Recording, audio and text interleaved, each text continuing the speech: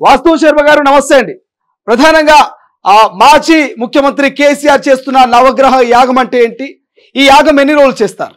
నవగ్రహ యాగము కేసీఆర్ గారు అత్యంత ప్రతిష్టాత్మకంగా చేస్తున్నారు అని చెప్పి వివిధ వార్తా పత్రికల్లో మరియు ప్రచార సాధనాల్లో వస్తున్న మాట చూసి చాలా మంది కూడా అడగడం జరుగుతుంది.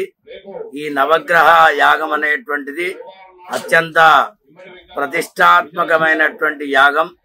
ఈ యాగాన్ని 9 రోజులు 27 రోజులు ఈ రకంగా ఎవరి శక్త్యానుసారంగా వారు చేయవచ్చు.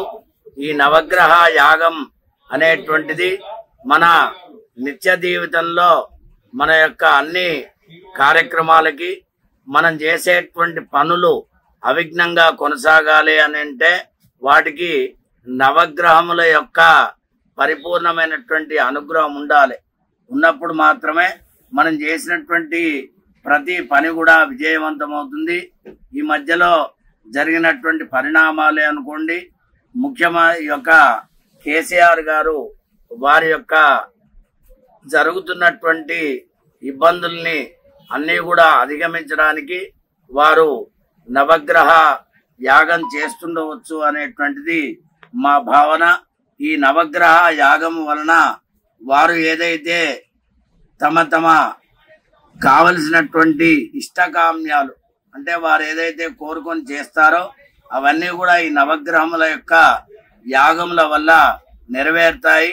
ఈ యాగములు ఎంతో మంది పలు సంస్థల వాళ్ళు మరియు వ్యక్తిగతంగా వాళ్ళు పెద్ద కార్యక్రమాలు చేస్తూ ఉంటారు.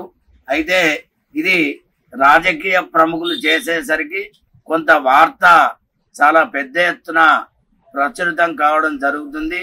ఈ నవగ్రహముల యొక్క ఆశీస్సులు కనుక ఉంటే మనం చేసేటువంటి ఏ పనులైనా కూడా చక్కగా సాగుతాయని చెప్పి సూర్యుడు, చంద్రుడు, అంగారకుడు, బుధుడు, బృహస్పతి, శుక్రుడు, శని, 2 ఛాయాగ్రహాలు రాహు, కేతువు, ఈ 9 గ్రహములు ఒక్కొక్క గ్రహానికి ఒక్కొక్క విశిష్టత ఉన్నది.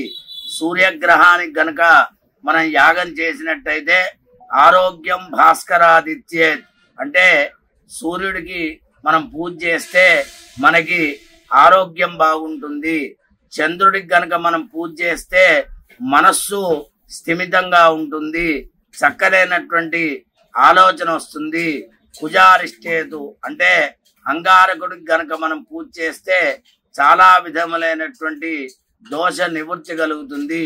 బుధుడికి గనక మనం పూజ చేస్తే మంచి బుద్ధి కుశలత లభిస్తుంది, బుద్ధి మాంద్యం అనేది పోతుంది. బృహస్పతికి గనక మనం పూజ చేస్తే చక్కనైనటువంటి ఆలోచన మరియు రాజ్యాధిపత్యం మరియు పుత్రులకి మన పిల్లలకి ఏదైనా ఈతి బాధలున్నా కురిగిపోతాయి, తొలగిపోతాయి. అదే విధంగా శుక్రుడికి గనక మనం పూజ చేసినట్టయితే యాగం చేసినట్టయితే సమస్తం శుభం కలుగుతుంది. మన ఇంట్లో ఉన్నటువంటి మన ధర్మపత్ని భార్య ఏదైతే కొంత అనారోగ్యం కనుక ఏదైనా ఇబ్బంది ఉంటో ఆ ఇబ్బందులన్నీ కూడా పోవడం జరుగుతుంది.